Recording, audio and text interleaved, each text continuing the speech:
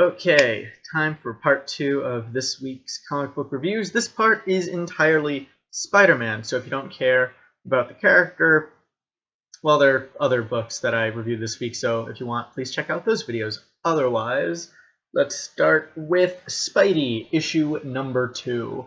I really enjoyed the first issue of this book. I felt that it really captured just like the character of Spider-Man really well. I felt like, yeah, this is a teenage Peter Parker. It just nailed the nerdiness, the awkwardness, the confidence he gets when he is Spider-Man, and how that kind of contrasts with his personality outside the suit. Just completely nailed everything I like about Spider-Man, and this issue continues that perfectly. It's just the perfect kind of Peter Parker, like teenage Peter Parker. It seems like this panel is just like the title page. Before for issue 1, I thought it was just an origin recap. But we might get this like introduction page every issue. It was so cool, you know. It's nice that every issue, because these are a bunch of one-shots mainly, it's cool that you get a recap of the origin in case you don't know Spider-Man's origin story, which I think is like one of the most well-known in comics, so it'd be weird if you didn't, but in case you're coming in fresh to Spider-Man on like issue 12 or something, you have the recap right there for you. And then we jump right into the action with Peter Parker, with Spider-Man versus Sandman. This is an immediate fresh shot, as we see how we get there, and because every issue of this book is a one-shot, it doesn't take us long to find out how he got into the fight with Sandman.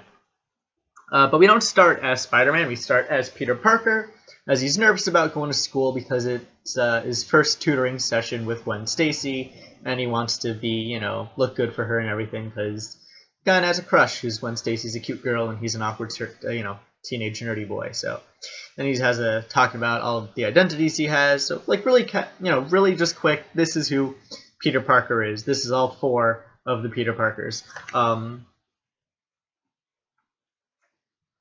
Then we get to school, and we have him kind of drifting out, just thinking about, all the stuff he's doing as Spider-Man and all that other stuff. I like this little bit here as the teacher throws the chalk and his spider sense activates and he catches it, because it shows like the blending. Like, he's not Spider-Man when he's in the costume. He's Spider-Man all the time, and he has to, pay attention to his powers and how he's behaving at all times to not give himself away. And so I like that little detail there. And then we have, finally, the tutoring session with Gwen Stacy, and we have these two characters finally begin to bond, and it's cute. It's adorable. They bond over a shared liking of Lord of the Rings, which, it fits, because Peter Parker's a nerd, and Gwen Stacy's also a nerd, but, just of a different kind, so it's nice. And I love this little awkward smile he has after making the reference and all that, and finding out that she also likes Lord of the Rings. It's just, it's incredibly relatable. Like it's like tender and human, I guess, which is kind of weird to say for a Spider-Man story. And then we kind of immediately swing into the Spider-Man bit where he fights Sandman while he's robbing a bank, and we get just like the platonic ideal of Spider-Man. We get the fighting, we get the quipping, quipping both to Flint Marko and to the audience. He breaks the fourth wall with his quips and his narration. And it's funny there too. It's a good-natured book. It's fun. It's funny. It doesn't lose track of like everything it could be. We have as the fight continues, we have Spider-Man swing into away from the city and away from civilians and putting other people in danger before catching up to where we were in the beginning of the story, and then eventually resolving the entire conflict in one issue because it's a one-shot.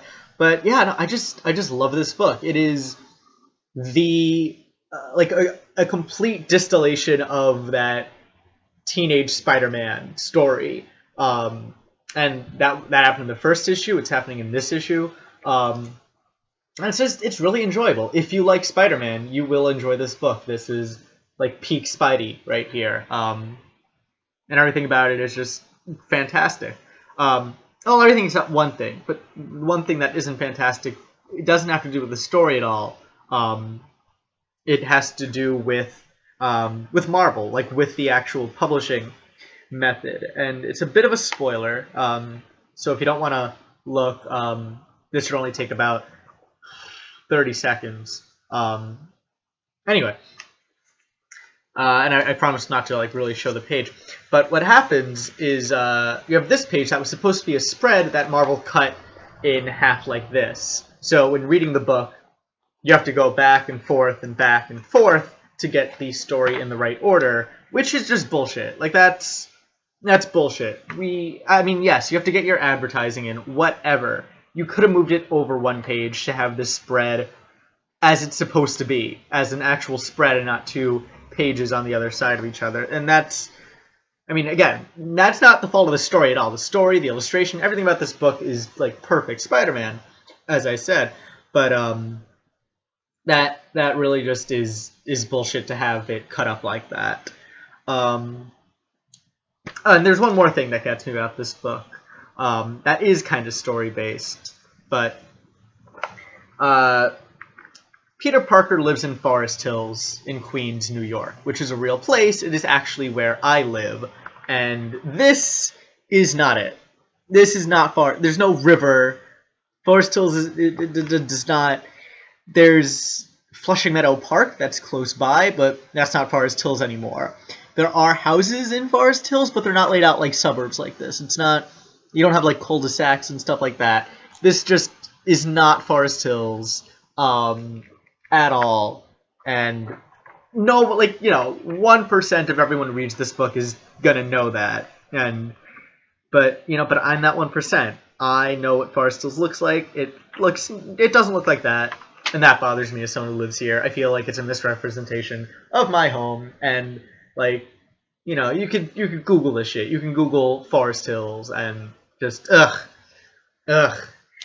really small detail that bothers me. Otherwise, really enjoy the book though. Next up is Amazing Spider-Man issue 1.2. This is kind of a spin-off story, not really, well, a side story, not a spin-off. A side story that isn't part of the actual Amazing Spider-Man run, different author and everything. And I didn't like the first issue of this. I didn't like 1.1, and I'm not really liking 1.2 either. Kind of like the opposite of this book and the next Spider-Man book I'll be reviewing. Peter Parker isn't likable in this book. Peter Parker's annoying. He's not quipping so much as he's being insulting towards other people, and these other people are other heroes in this book. We continue with Spider-Man where we left off with issue 1.1, with Spider-Man joining the Centarians, I guess. What is it? Yeah, Santarians. And Spider-Man joins them, and like immediately after meeting them, he decides to give them all really dumb names, and it's just insulting and annoying. And like, this Peter isn't likable at all. This is what Peter should be to like villains maybe, but not to his friends, not to people we're supposed to like. And after like discussing, what the Centarians are doing here and what they want, and linking it back to Julio from the first issue, Spider-Man flies off to Cuba, and then it becomes a Spider-Man in Cuba story, which is cool, which could be cool, putting Spider-Man in a foreign country, and in Cuba too, which is a country that, doesn't get a lot of representation in American media, much less in comic books. But they don't do a good job of blending Spider-Man and Cuba. This book turns into just like a Cuba tourism sort of thing. Like, look at Cuba. They have a bunch of parties, but also they have a lot of political stuff that goes wrong. And you have one of the characters just give like a lot of history on Cuban politics and like Castro and all that. And it gets to the point where this feels like the author wanted to tell a story about Cuba and then kind of just shoved Spider-Man in there. It's just not, it's not that good. Because it doesn't feel like a Spider-Man story. This character doesn't feel like Spider-Man. It feels way too rough. It feels more like Deadpool, to be honest. I'm not liking the story it's telling. It's not interesting. It's not really catching me. there's some interesting stuff about religion and like necromancy, and like the art improves on certain pages. The art's really nice. In other pages, not so much. I love this shot too, but then you have pages like this panel over here where Peter's arm kind of disappears and he has weird hair and shadows and all that. But yeah, I'm not really liking this. I don't think I'll be picking up these 1 point blank issues anymore. I'm just not really telling all that great of a Spider-Man story, and there are other options, including the Amazing Spider-Man, like the actual, I guess, I don't know what to call it, the main run of Amazing Spider-Man. We're on issue 6 right now. Yep, issue 6, and starting a new story arc, as the cover so hopefully tells us. We also have another really great Alex Ross cover. Really hope these keep on going on like forever because they're great. Which I say every issue. And let me get my notes about Amazing Spider-Man. So yes, as I said, new arc, and this arc involves Mr. Negative, who is broken out of his boat prison by Cloak and Dagger, who he has under his influence. And of course, Mr. Negative's power is that he can corrupt people and kind of make them, like, kind of a mind control, make them evil sort of thing. And so we have Mr. Negative breaking out of prison with the help of Cloak and Dagger, who have these cool, like, flipped versions of their normal color scheme. So we have, instead of Cloak being, like, black, he appears to this really bright white light. And then you have Dagger, who's normally in a white costume, in a black costume now.